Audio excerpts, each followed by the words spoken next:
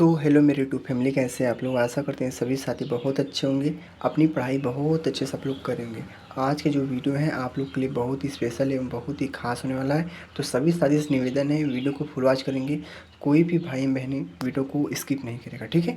आज हम देखेंगे जो महत्वपूर्ण प्रश्न आप लोग के लिए साथ में, ठीक है। सभी प्रश्न PYQ हैं और आप लोग को मैंने पहले ही बताया था PYQ प्लस प्रैक्टिस सेट पे ही सबसे ज़्यादा फोकस करनी है आप लोग को, ठीक है।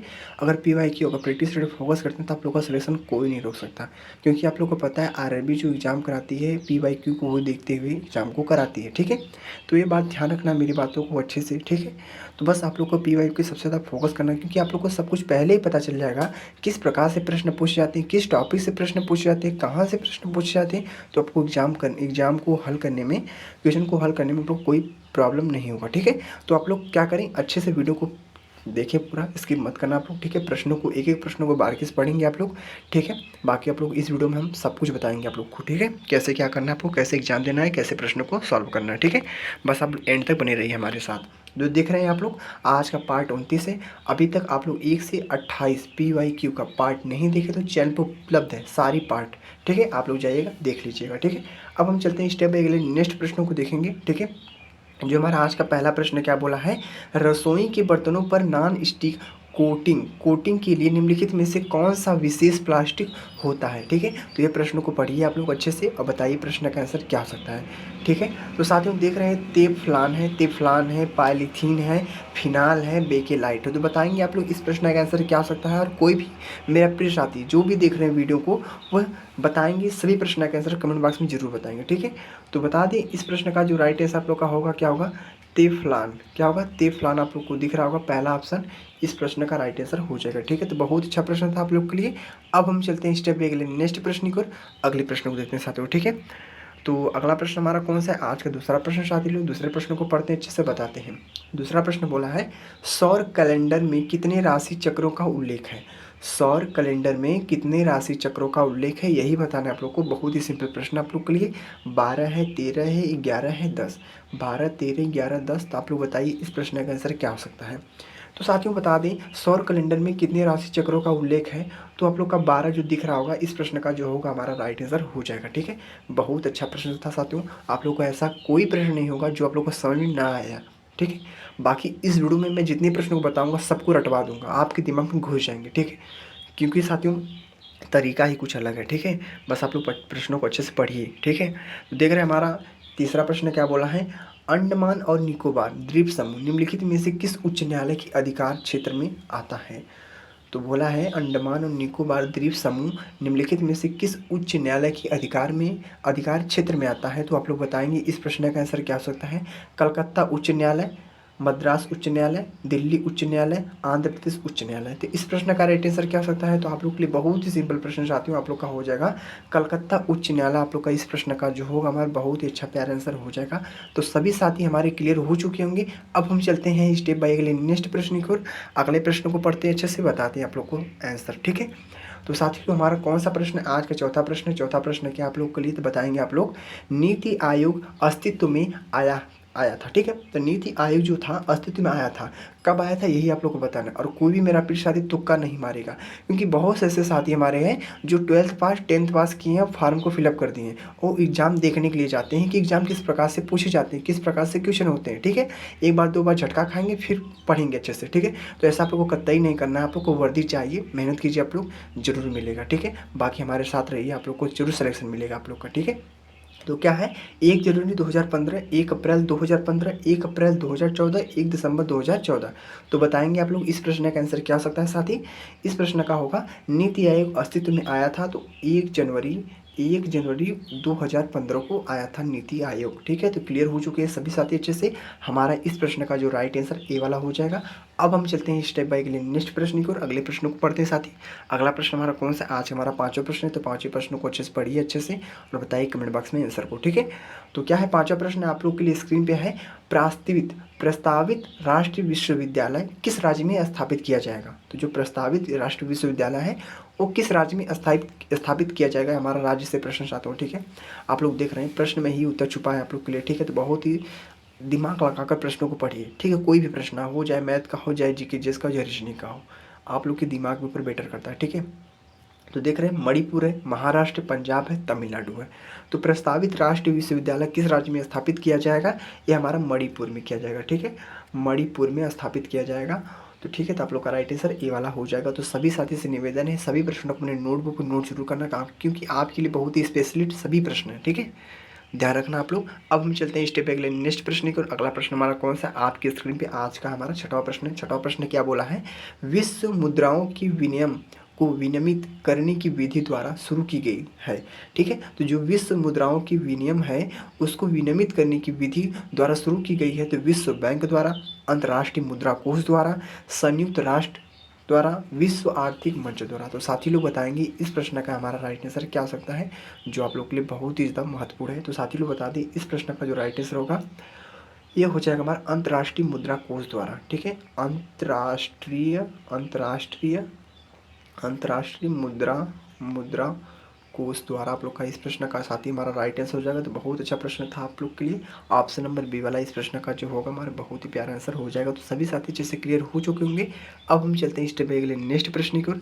अगले प्रश्न को पढ़ते हैं साथी लोग। जो आज हमारा अगला प्रश्न कौन सा है आपकी स्क्रीन पे? आज का सातवां प्रश्न। सातवां प्रश्न को पढ़ते अच्छे से बताते हैं। ठीक है, तो बोला है निम्नलिखित में से कौन सा महाकाव्य ऋषि वेद व्यास द्वारा लिखा था? ठीक है, तो निम्नलिखित में से कौन सा जो महाकाव्य है वो ऋषि वेद व्यास द्वारा लिखा गया था? तो आप लोग बताएंगे इस प्रश्न का आंसर क्या हो सकता है। तो साथी लोग बता दें इस जो हमारे प्रश्न का राइट आंसर है रामायण है, महाभारत है, शिल्पाधिकारम है, जीवक चिंतामणि है। तो साथियों बता दें इस प्रश्न का जो राइट आंसर होगा आप लोग के लिए मैं यहाँ पे लिख देता हूँ। महाभारत का नाम सुने होंगे आप लोग। ठीक है, बहुत अच्छा प्रश्न था साथियों। ठीक है, ऐसे से प्रश्न आप लोग के एग्जाम में ना डायरेक्ट पूछे जाते हैं साथियों। ठीक है, सेम टू सेम डिट्टो प्रश्न आप लोग के ऐसे पूछे जाएंगे। आप लोग एग्जाम में देखना, आप लोग एग्जाम देने जाएंगे ना तब आप लोग पूछना कि नहीं हाँ क्वेश्चन जो पढ़ाए थे सौरभ सर सही था आप लोग के लिए। ठीक है, तो ध्यान रखना आप लोग। अब हम चलते हैं स्टेप अगले नेक्स्ट प्रश्न की ओर। अगले प्रश्न को पढ़ते हैं। जो आज का हमारा कौन सा अगला प्रश्न है आपके लिए? आठवां प्रश्न साथियों। ठीक है, तो आठवां प्रश्न हमारा कौन सा आप लोग के लिए पढ़ते हैं। निम्नलिखित में से कौन सा भारत सर्वोच्च खेल पुरस्कार है? तो निम्नलिखित में से कौन सा भारत का सर्वोच्च खेल पुरस्कार है? तो खेल पुरस्कार है हमारा, देख ले सकते हैं आप लोग क्या है। पुरस्कार से हमारा हरदम प्रश्न पूछे ही पूछे जाते हैं साथियों। ठीक है, आप लोग को हर एक वीडियो में देखे होंगे आप लोग एक पुरस्कार से प्रश्न, दो पुरस्कार से प्रश्न आप लोग की पूछ दिया जाता है। ठीक है, आरपीएफ में, कांस्टेबल में, एएसआई में। ठीक है, तो अर्जुन पुरस्कार है, राजीव गांधी खेल रत्न पुरस्कार है, द्रोणाचार्य पुरस्कार है, ध्यानचंद पुरस्कार है। तो आप लोग बताएंगे इस प्रश्न का आंसर क्या हो सकता है, जो आप लोग के लिए कितना ज़्यादा महत्वपूर्ण हो सकता है। तो बता दें साथियों इस प्रश्न का राइट आंसर होगा राजीव गांधी का नाम सुने होंगे, बहुत ही फेमस थे आप लोग के राजीव गांधी खेल रत्न पुरस्कार। ठीक है, तो रत्न पुरस्कार इस प्रश्न का जो होगा हमारा right answer option number B वाला हो जाएगा। ठीक है, तो सभी साथी अच्छे से क्लियर हो चुके होंगे। अब हम चलते हैं स्टेप बाय के लिए नेक्स्ट प्रश्न की ओर। बाकी एक बात ध्यान रखना, जो हमारे प्रिय साथी अभी तक चैनल पर नए हैं चैनल को सब्सक्राइब जरूर कर लें, अपने सभी साथियों को शेयर भी कर देना, क्योंकि आपका भला हो ना तो अपने साथियों की भी भला कीजिए आप लोग। ठीक है, वो भी सलेक्शन जल्दी पा जाए। ठीक है साथियों, तो हम चलते हैं अगले नेक्स्ट प्रश्न की और अगले प्रश्न को पढ़ते हैं। आज का हमारा नवा प्रश्न क्या बोला है। दिसंबर 1953 में राज्य पुनर्गठन आयोग का गठन किसने किया? दिसंबर 1953 में राज्य पुनर्गठन आयोग का गठन किसने किया? तो आप लोग बताएंगे इस प्रश्न का आंसर रंगराजन है, जवाहरलाल नेहरू है, दिलीप सिंह भूरिया है, शांता कुमार है। तो आप लोग बता सकते हैं साथी लोग इस प्रश्न का आंसर हमारा क्या हो सकता है। तो इस प्रश्न का, नवे प्रश्न का जो राइट आंसर आप लोग का होगा ये हो जाएगा जवाहरलाल नेहरू। क्या है? जवाहरलाल नेहरू, जो आप लोग के लिए बहुत ही फेमस है जवाहरलाल नेहरू, यानी ऑप्शन नंबर बी वाला इस प्रश्न का जो होगा हमारा बहुत ही अच्छा प्यारा आंसर हो जाएगा। तो सभी साथी अच्छे से क्लियर हो चुके होंगे। अब हम चलते हैं स्टेप पे अगले नेक्स्ट प्रश्न की ओर। अगले प्रश्न को साथ लोग पढ़ते हैं। जो आज का हमारा अगला प्रश्न कौन सा आपकी स्क्रीन पे? आज का हमारा 10वां प्रश्न है। तो 10वें प्रश्न को पढ़ते हैं। क्या हो सकता है 10वां प्रश्न? पाणिनि द्वारा लिखित अष्टाध्यायी पुस्तक का विषय क्या है? पाणिनि द्वारा लिखित अष्टाध्यायी पुस्तक का विषय क्या है, यही बताना आप लोग का। बहुत ही सिंपल प्रश्न है आप लोग के लिए। पाणिनि द्वारा लिखित अष्टाध्यायी पुस्तक का विषय क्या है? विज्ञान है, व्याकरण है, ज्योतिष है, अंकगणित है। प्रश्न क्या है? पाणिनि द्वारा लिखित अष्टाध्यायी पुस्तक का विषय क्या है? पुस्तक से प्रश्न पूछा हमारा।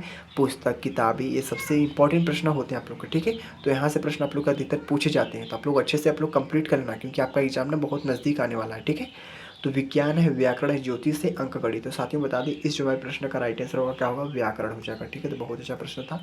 अपने नोटबुक नोट जरूर करना और अच्छे से रट लेना सभी प्रश्नों को, क्योंकि ये प्रश्न सभी आप लोग के लिए बहुत ही ज़्यादा महत्वपूर्ण है। मैं कितना आप लोग के लिए बताऊँ कितना ज़्यादा महत्वपूर्ण है। ठीक है, आप लोग बातों को मेरी समझ सकते हैं। ठीक है, आप लोग एग्जाम देने जाएंगे तब आप लोग को पता चल जाएगा मुझे PYQ से आप लोग कितना बेनिफिट मिला। PYQ practice set mock test, बस आप लोग का सिलेबस कंप्लीट हो गया तो बस इन्हीं 3 चीज़ों पर फोकस कीजिए आप लोग, प्रैक्टिस सेट, मॉक टेस्ट, अब PYQ पे। ठीक है, अब हम चलते हैं स्टेप बाय अगले नेक्स्ट प्रश्न की ओर। अगला प्रश्न को पढ़ते हैं। आज का हमारा अगला प्रश्न कौन सा, आज के 11 प्रश्न, तो 11 प्रश्नों को पढ़ते हैं, अच्छे से बताते हैं आंसर क्या हो सकता है। ठीक है, तो बोला है किस संविधान संशोधन के द्वारा भारतीय संविधान की प्रस्तावना में धर्मनिरपेक्ष शब्द को जोड़ा गया। ठीक है, तो किस संविधान के द्वारा भारतीय संविधान की प्रस्तावना में धर्मनिरपेक्ष शब्द को जोड़ा गया।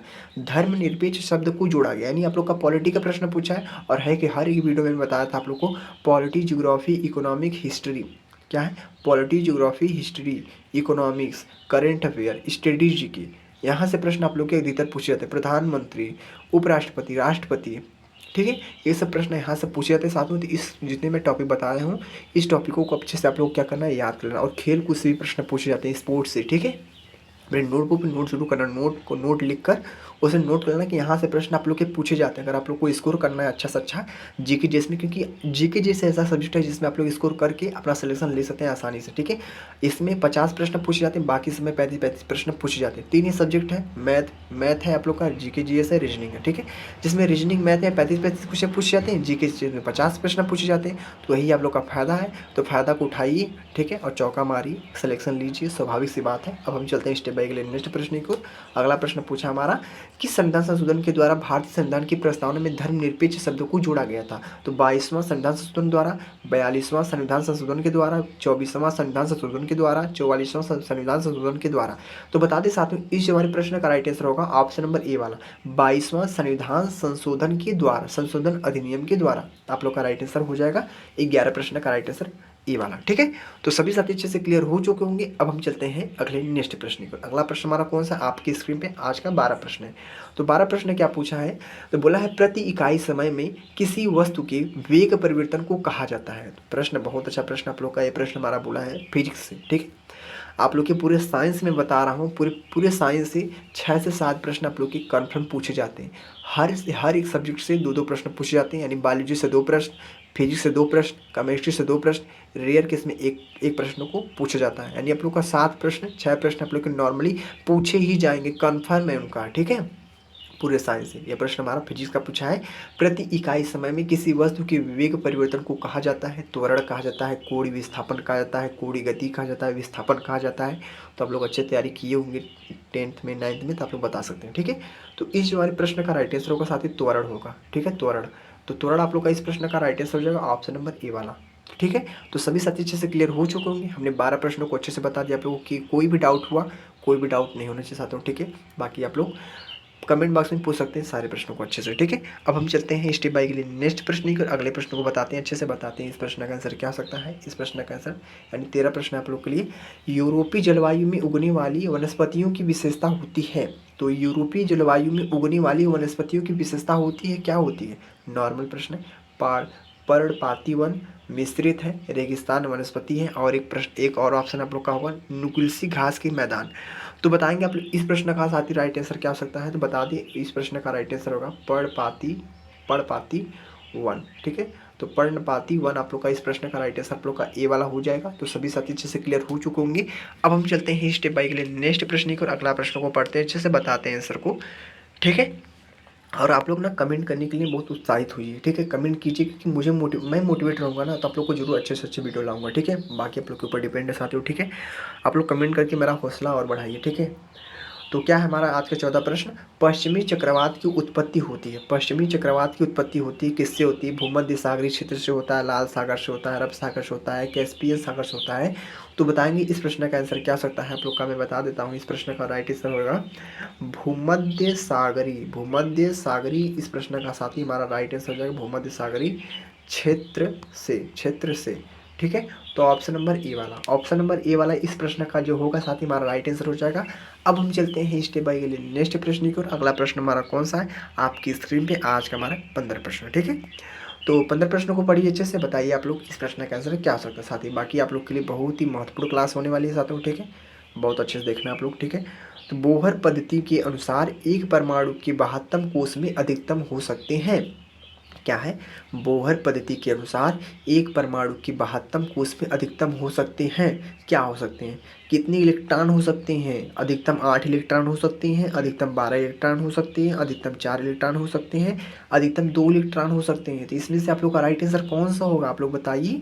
तो बता दें इस प्रश्न का राइट आंसर आप लोग का अधिकतम 8 इलेक्ट्रॉन होते हैं, ठीक है। तो अधिकतम क्या होते हैं, 8 इलेक्ट्रॉन होते हैं। तो ऑप्शन नंबर ए वाला इस प्रश्न का जो होगा हमारा राइट आंसर हो जाएगा, ठीक है। बहुत सिंपल प्रश्न है। मैं एक बात नोट करना आप लोग, मैं जितने भी प्रश्नों को बता रहा हूँ ऐसा कोई भी प्रश्न ना होगा जो आप लोग को समझ में ना आया होगा, ठीक है। बाकी आप लोग को एक मैं हिंट बताता हूँ, पूरे 50 प्रश्न पूछे जाते हैं जीके में, पूरे 50 में से 5 से 7 प्रश्न ऐसे होंगे जो मैं क्या कोई टीचर भी नहीं कर पाएगा। जीके जीएस का बता रहा हूँ साथियों, ठीक है, ऐसे प्रश्न पूछे जाते हैं। बाकी मेरा स्कोर क्या है, 50 में से 40 प्रश्नों को सही करके आना, आप लोग को ए टू जेड पूरा सही करके ही आना है, इसलिए बोल रहा हूँ। PYQ प्रैक्टिस सेट पे सबसे ज़्यादा फोकस कीजिए और मॉक टेस्ट को भी दीजिए टेक्स्ट बुक पे, ठीक है। टेक्स्ट बुक का एक ऐप होता है, उस पर जाइए, अपना मॉक टेस्ट भी अच्छे दीजिए, आप लोग अच्छे से कंफर्म हो जाएंगे, क्लियर हो जाएंगे, सभी विषयों में अपना अच्छा स्कोर कर लेंगे आप लोग, ठीक है। बाकी अब हम चलते हैं स्टेप बाय स्टेप नेक्स्ट प्रश्न की ओर। अगला प्रश्न हमारा कौन सा, आज का हमारा 16 प्रश्न है। 16 प्रश्न बोला है, निम्नलिखित में से कौन सा रोग बैक्टीरिया द्वारा नहीं होता है। तो ऐसा कौन सा रोग है जो बैक्टीरिया द्वारा नहीं होता है, ठीक है। तो बैक्टीरिया द्वारा नहीं होता है, आंत्र ज्वर है, हेपेटाइटिस ए है, हैजा है, तपेदिक है। तो बता दें साथियों इस जो हमारे प्रश्न का राइट आंसर क्या होगा, हेपेटाइटिस, ठीक है, हेपेटाइटिस ए, हेपेटाइटिस ए, यानी ऑप्शन नंबर बी वाला, ऑप्शन नंबर बी वाला इस प्रश्न का साथी हमारा राइट आंसर हो जाएगा। तो सभी साथी अच्छे से क्लियर हो चुके होंगे। तो बताइए आप लोग इस प्रश्न का आंसर क्या हो सकता है, निम्नलिखित में से कौन सा रोग बैक्टीरिया द्वारा नहीं होता है। तो हेपेटाइटिस ए नॉर्मली आंसर आप लोग का है, ठीक है, ऑप्शन नंबर बी वाला, ऑप्शन नंबर बी वाला इस प्रश्न का साथ ही हमारा राइट आंसर हो जाएगा। तो अब हम चलते हैं स्टेप बाय स्टेप नेक्स्ट प्रश्न की ओर।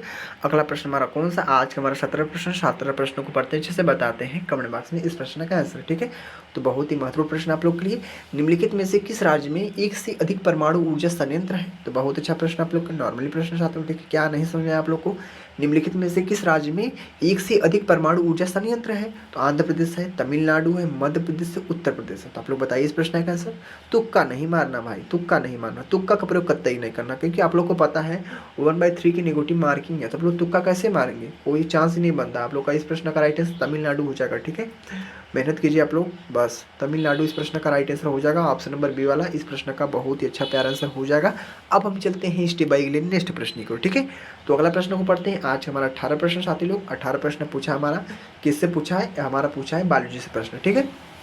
तो बायोलॉजिकल प्रश्न है आप लोग का, ठीक है। मनुष्य में जब एक्स गुणसूत्र वाला एक शुक्राणु अंडे को निषेचित करता है, ठीक है, ध्यान से पढ़ना प्रश्न को, तभी आप लोग समझ सकते हैं बायोलॉजी का प्रश्न। मनुष्य में जब एक्स गुणसूत्र वाला एक शुक्राणु अंडे को निषेचित करता है तो युग्मनज के रूप में विकसित होता है, तो क्या होता है, स्वाभाविक सी बात है, जुड़वा शिशु होगा, मादा शिशु होगा, नर शिशु होगा, जुड़े हुए शिशु होंगे। यानी बात करते हैं इस प्रश्न का राइट आंसर आप लोग का मादा शिशु हो जाएगा। बहुत ही सिंपल प्रश्न साथियों, समझ गए होंगे प्रश्नों को, तो आंसर समझ में आ जाएगा होगा आप लोग को। ऑप्शन नंबर बी वाला बोला है, मनुष्य में जब एक्स गुणसूत्र वाला एक शुक्राणु अंडे को निषेचित करता है तो युग्मनज के रूप में विकसित होता है, तो मादा शिशु, ठीक है। तो बहुत नॉर्मली प्रश्न आप लोग को, ठीक है। अब हम चलते हैं स्टेप बाय स्टेप नेक्स्ट प्रश्न की ओर। अगला प्रश्न हमारा कौन सा, आपकी स्क्रीन पे आज का हमारा 19 प्रश्न है। तो 19 प्रश्नों को पढ़िए अच्छे से, बताइए, ठीक है। तो बोला है, निम्नलिखित में से कौन सा अनुच्छेद वित्त आयोग से संबंधित है। अनुच्छेद यानी आप लोग का प्रश्न पूछा है पॉलिटी से, ठीक है, संविधान से प्रश्न पूछा है। साथियों मैंने बताया था आप लोग को संविधान से 7 से 8 प्रश्न पूछ दिया जाते हैं RPF में, ठीक है। अनुच्छेद 263, अनुच्छेद 280, अनुच्छेद 244, अनुच्छेद 262। तो इस प्रश्न का जो राइट आंसर होगा मैं यहाँ पर लिख देता हूँ, आर्टिकल नंबर आप लोग का 280 इस प्रश्न का राइट आंसर हो जाएगा। यानी ऑप्शन नंबर बी वाला इस प्रश्न का क्या होगा, राइट आंसर हो जाएगा। तो सभी साथी अच्छे से क्लियर हो चुके होंगे। अब हम चलते हैं आज के अंतिम प्रश्नों को देखेंगे, जो आज का हमारा अंतिम प्रश्न कौन सा है। तो अंतिम प्रश्न साथियों पढ़ते हैं, आज हमारा 20वां प्रश्न है। 20वें प्रश्नों को करने से पहले आप लोग लास्ट में स्कोर बताएंगे, पूरे 20 प्रश्न में से आप लोगों को कितना प्रश्न सही है, राइट बताएंगे सभी मेरे प्रिय साथी, जो भी मेरे भाई बहनें देख रहे हैं वीडियो को, वह जरूर बताएंगे, ठीक है। तो प्रश्न को पढ़ते हैं। आज का हमारा अगला प्रश्न है 20वां प्रश्न। किस वर्ष दिल्ली को मंत्रिपरिषद युक्त विधानसभा प्रदान की गई जिसके प्रमुख मुख्यमंत्री थे? मैंने बोला था ना, मुख्यमंत्री से प्रश्न पक्का पूछेगा।